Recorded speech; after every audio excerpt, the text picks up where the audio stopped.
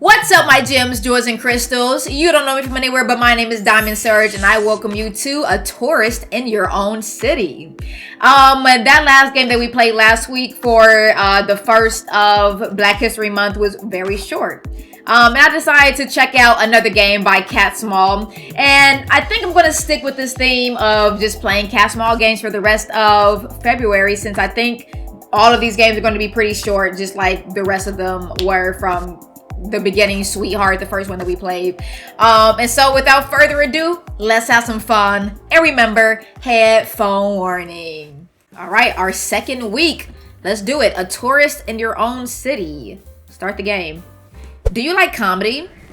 It's another weekday afternoon, and you're once again seeking lunch along the busiest strip in the world, Times Square in New York City. Your corporate overlord, Syndex, decided there was no better place to put their headquarters than the epitome of capitalism, and now you must find some place to temporarily sate your hunger.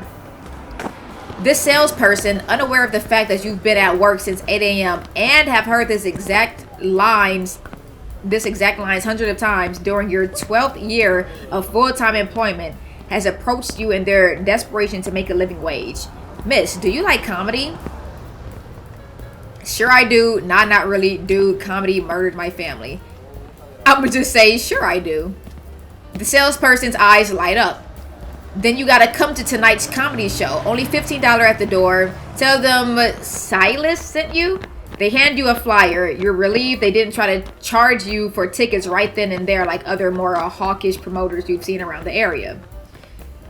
Put the flyer in your pocket, walk away, then throw the flyer in the trash, make eye contact, and throw the flyer in the trash. That's crazy. We're gonna put it in our pocket. Let's go to this comedy show. You take the flyer and disappear into the endless sea of people rushing through Times Square. So many screens, tiny and large, around you. You're sure the salesperson no longer cares about you. Tonight at 7, okay? After studying it carefully, you decide it might be fun to watch entertainers subject themselves to the whims of a judgmental crowd. A level of vulnerability you'd never be comfortable with. I cannot read. Oh my gosh. Putting the flyer in your pocket, you walk south, past the spaghetti farm and fast fashion mega stores. Then you locate your favorite mediocre sushi spot. You buy a salmon roll and stuff it down. Your break is only 30 minutes. Then it's back to the office where your manager, Cindy,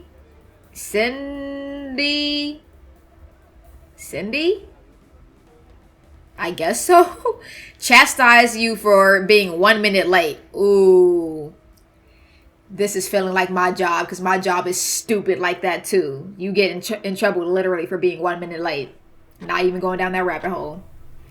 You apologize and mention the salesperson who held you up. She looks at you the way she looks at you when you mention doing anything remotely interesting, like you're a creature from one of those prolific anime movies with the message she'd never understand. Go back to your desk, all right? After several god-awfully boring hours of updating the company's website, wow, check out who rang the bell today, and adding new merch to the e-commerce shop, 0 orders once again, not sure why we maintain this thing. 5 p.m. has arrived. The extra hour of daily work sucks your soul away, but you're an hourly contractor, so it's financially pretty sweet. You clock out, put on your jacket, and reach into its pocket to check your phone. The flyer, still present, crinkles with hope. It's time to make a choice. Will you enter the danger zone? Yeah, let's go to the comedy show. Let's go.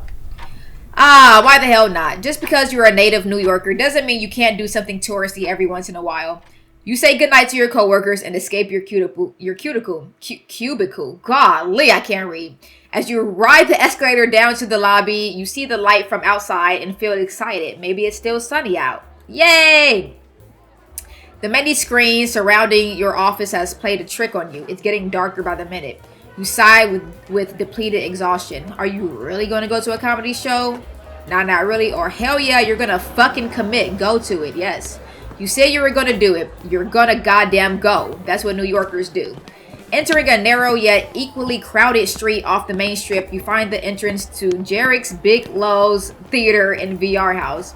The name says a lot about how dead the internet truly is. The entrance leads down some stairs. You wish you brought a friend, but they all moved out of the city, and everyone you've met since has either been too basic, too extra, or too busy. Such are the challenges of living and working in a late-stage capitalist megacity. But it's not too late to go home. Are you really going to go down the stairs? Why do they keep questioning me? Yes, go! Yup. You descend the stairs and see a burly tall man. You hand him your ID. He smirks at it, probably laughing at you for being such a tourist. He returns your ID and waves you in. The lobby is dark. You walk up to a person who will most likely take your money. She sits at the front of some light-canceling curtains on a stool at a wobbly little bar table with a tablet. You've seen this setup a million times. Silas sent me, you say. $15, cash or credit. Pay the cover charge. You lift your phone. She places a little white rectangle against it. It lights up and makes an excited noise. There goes 30 minutes of your workday.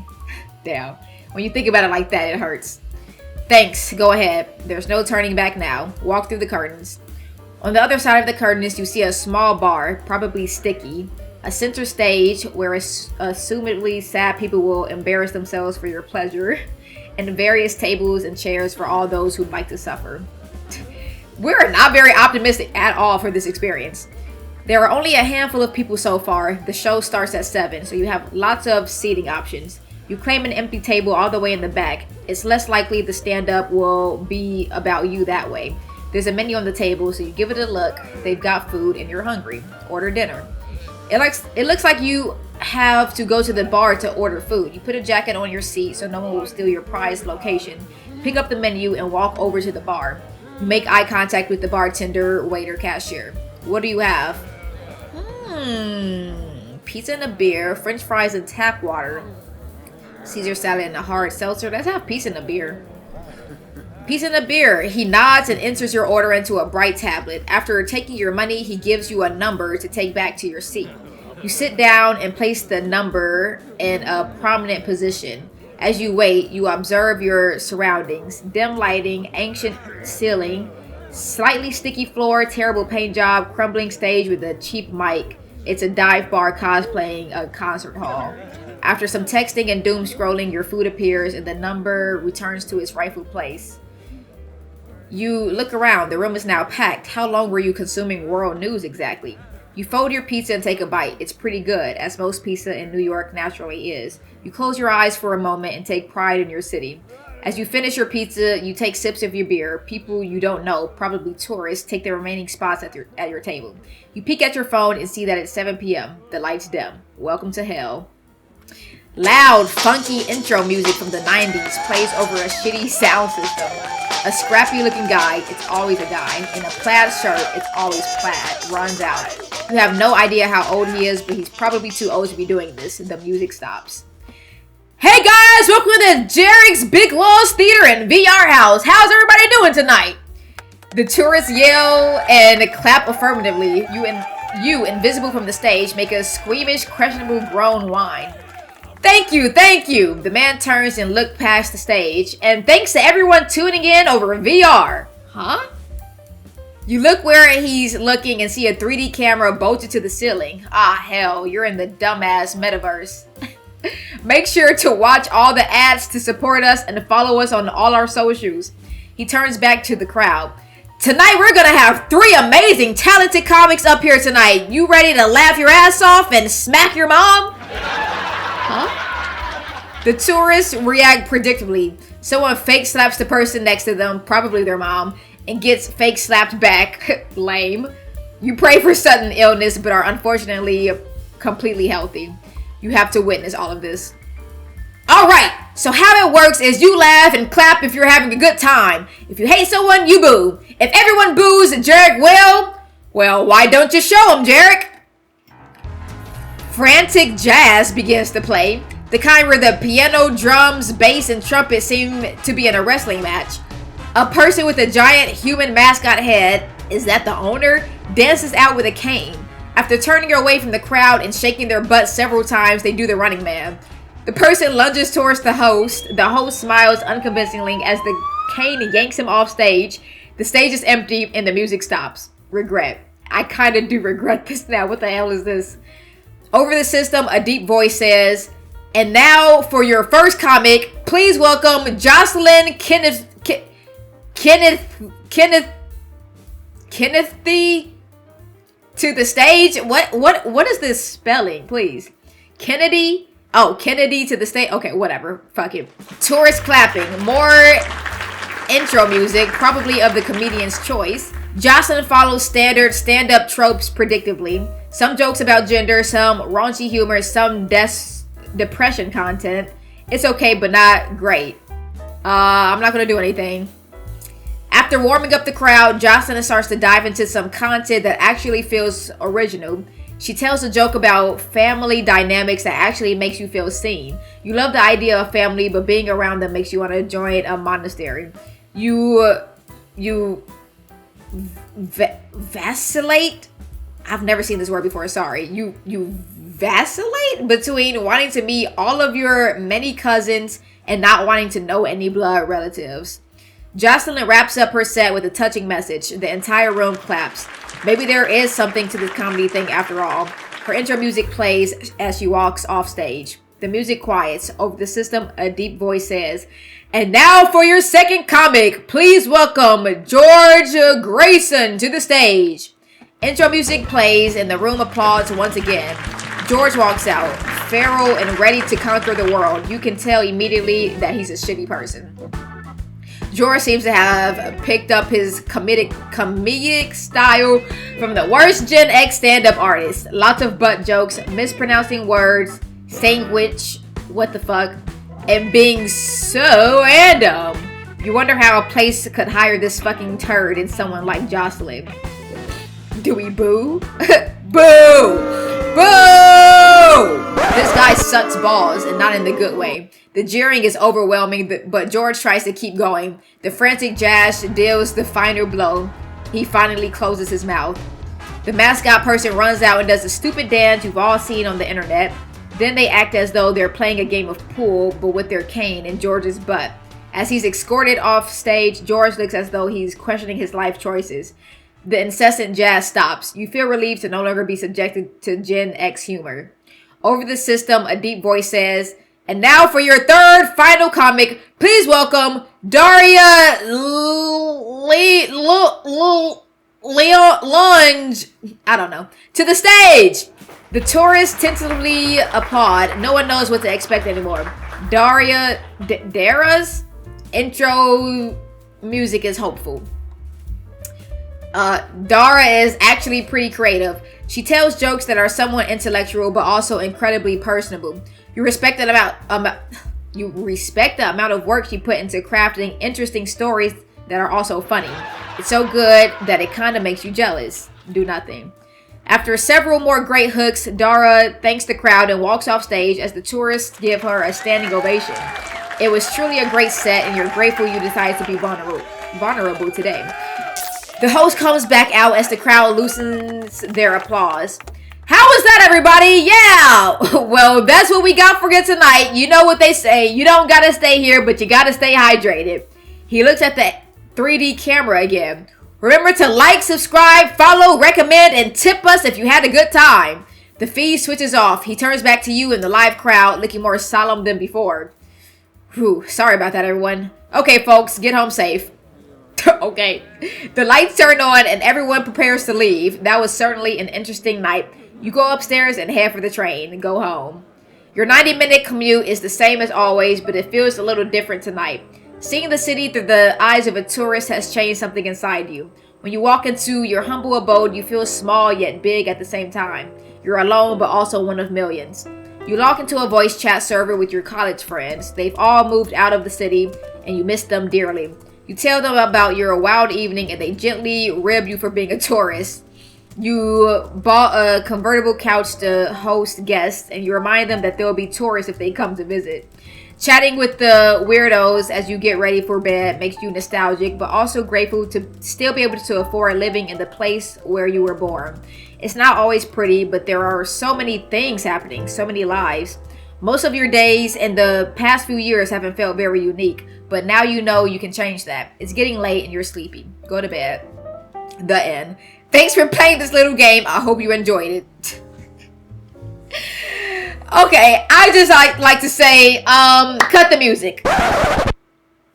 Literally, I've been hearing silence this entire time.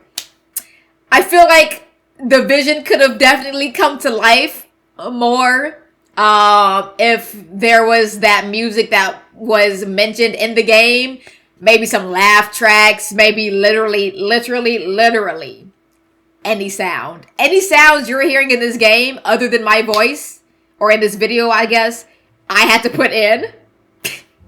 So, Cat Smalls, thanks for making me do all the work to make this video good. But hey, I like the writing. Cat Smalls, you're a very good writer.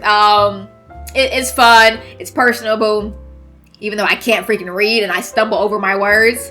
Yeah, that was very quick. That was very quick. So I want to see the other choices. So let's play it again. First of all, I'm gonna pick a different meal. I'm gonna go through the meals, and then I want to see what happens if we boo the other people that we didn't boo before. I think we only booed the second time, so we're gonna boo the first two and then do nothing with the second guy, I guess. Let's try it. Okay, first of all, here we go. Back at the spot, and I'm gonna order some French fries and tap water. He looks at you with confusion and mumbles something about cheap people. I will turn around and leave right now. You're being fiscally responsible for not ordering a drink, something he clearly doesn't understand. After taking your money, he gives you a number to take back to your seat. You sit down and place the number in a prominent position. As you wait, you observe your surroundings. Yeah, we read that. Okay, and then you grab a couple fries and dip them into the ketchup they kindly provided. Under-seasoned, way too crunchy. These are definitely not fresh, but what else would you expect from this shithole? Oh my gosh. As you tolerate your fries and take sips of your New York City tap water, the best in the country. Okay. Now with them rats running around. People you don't know, probably tourists, take the remaining spots. Okay, yeah. Welcome to hell. Alright, so the first girl, Jocelyn.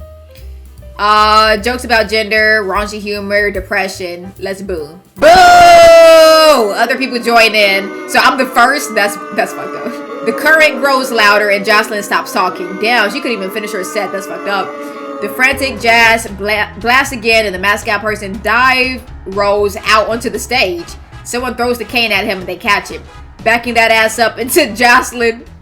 The mascot person grabs her shirt by the collar and then runs off stage. You feel powerful, but also kind of sad for starting a storm. Oh my gosh. Alright. The second guy. We're not gonna do anything. You don't have the guts to start booing. Why? You did it to the first girl. Why wouldn't we have the guts this time? George then dives into your worst nightmare. Audience jokes. Oh God. Should have booed this man like the first time. After disconnecting the mic from its stand, George departs the stage and walks around the audience. The lights comes back on so he can see everyone. Uh-oh, he's looking at you. And now he's telling a joke about how you definitely don't look like a tourist and what kind of New Yorker comes to these shows.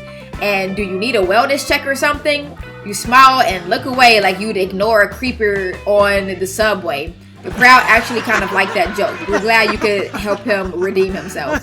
The emboldened comedian walks back to the stage and the lights dim again.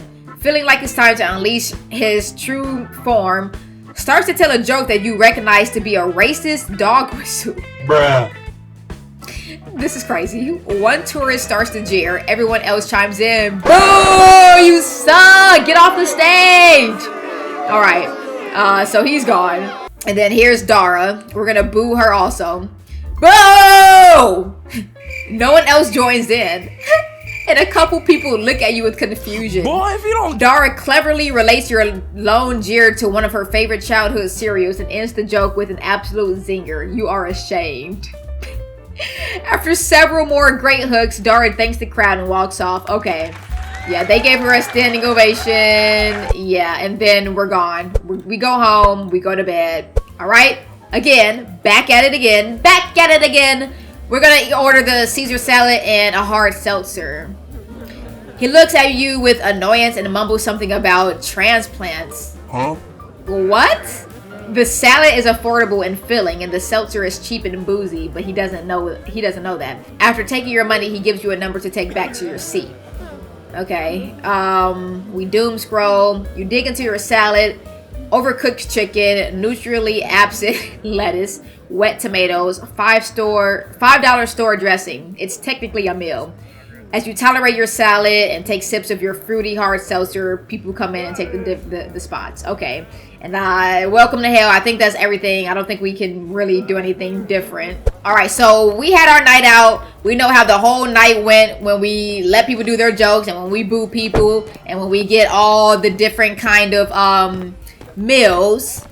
So now I'm gonna work backwards. We're gonna go back to the club. And then we're gonna get all the way to the door and then turn around and see what she says. Okay, so we got here. We're about to pay the cover charge, but we're gonna say never mind. Nope, not doing it. You apologize and run back upstairs. The job must really be getting to you. You almost attended a fucking touristy comedy show. You hop on the train and head home. Okay, okay, so after yet another 90-minute commute, you're inside your humble abode. It's eerily quiet. You're still not used to living alone, so you log into a voice chat server with your college friends. They've all moved out. You're the only ones who's still making it work. It helps that you probably won't be having any kids. No time soon anyway, huh? Chatting with the weirdos helps pass the time as you cook dinner, entertain yourself for a few hours, and get ready for bed. You're not excited that your days go by so quickly, but it's living nonetheless. It's getting late and you're sleepy. Go to bed. The next weekday, you wake up annoyingly early, 6 a.m., wash up, and commute 90 minutes on the train to work. Thousands of excited people stream past you as you find your exit and run into the Syndex building. After a short round of prep, you smile through several mind-rending hours of photographing some asshole who has too much money on their logo flashes atop your employer's facade. That jumble of words literally did not compute in my mind, but okay, we're gonna move on. Working for a stock exchange, the literal backbone of your overpowered country's economy, is terrible. But what's even worse is that the company charges you for snacks. That's fucked up. My company is a shithole too. I hate my job, but at least we get free snacks. You would never pay them for sustenance and go to lunch. Oh, so this is the next day again? Okay, let's try it again this time. Maybe we... Okay, we're still not gonna go, but let's see. Okay. So, we're almost there, and we're gonna say, no, we're not gonna commit. Nah, not really. Yeah, duh, obviously you're going home. The job must be getting to you, even if you, okay, yeah, so we're not considering it. We're hopping on the train. Same thing as before, we're gonna go to bed. Next morning, we're gonna go to lunch, okay? All right, so it's after work, and instead of going to the comedy show, we're going to go to the train station. Okay, yep, same thing. The next day, this guy is out here every freaking day, huh? Every freaking day. Okay, so I say, sure, I like comedy. Instead of putting the flyer in our pocket, we're gonna walk away so he doesn't see it, and then we're gonna throw the flyer in the trash. You take the flyer and disappear into the endless sea of people rushing through Times Square. So many screens, tiny and large, surround you. You're sure the salesperson no longer cares about you. After studying it carefully, you decide not to participate in the potential humiliation of stand-up comedy. As you walk south past the spaghetti farm and fast fashion mega stores, you throw the flyer into the trash. Yep, then we go get our sushi. Yeah, we get chastised for being 1 minute late. Yet another fine day in hell. Tell me about it. We finish our workday, clock out, and go home to sleep. And then we do it all over again the next day. So we're going to say, yes, we do like comedy. But fuck you. We're going to throw it in the trash while making eye contact. After studying it carefully, you decide not to participate in the potential humiliation of stand-up comedy. You take the flyer, make steady eye contact with the salesperson, and drop their work of art atop the nearest overfilled trash can. That boy, big mad. They roll their eyes and moves on to pitch some tourist. Looks like they've seen that one before. Feeling a bit bad for taking your employer-driven frustration out on someone else, you disappear into the endless sea of people. We go to our sushi spot. We work. We go home. We go to work again. We go to lunch. I'm gonna say, not really. The salesperson moves on. We go to lunch. We go back to work. We go home. We go back to work. We go to lunch. We say, dude, comedy murdered my family. That boy's big mad. He said that joke is fucking awful. Maybe you should go up there and do some stand-up comedy and get booed off stage. The salesperson rolls their eyes and moves on to pitch some tourists. Sounds like they heard that one before. This guy has heard it all before. Okay, we go to lunch. We finish our work day. We go home, and that's the freaking game, guys. That's the game. Okay. I don't think there's anything else we can really do. Like I said again. I mean, the game was funny. This can you even really call it a game? Really? I guess, you know, a game of choices. We've played games like that before, like the interactive horror stories, for example. But at least that one kind of had some sounds. This one didn't have any sounds. Anyway, whatever. I'm not trying to dog on this game at all. I have a very special place in my heart for games made by black developers. Okay, so I don't even care. Representation matters. Okay, so here we are. Happy second week of Black History Month, and next week we're going to get into the next game by Cat Small, so stay tuned, everybody.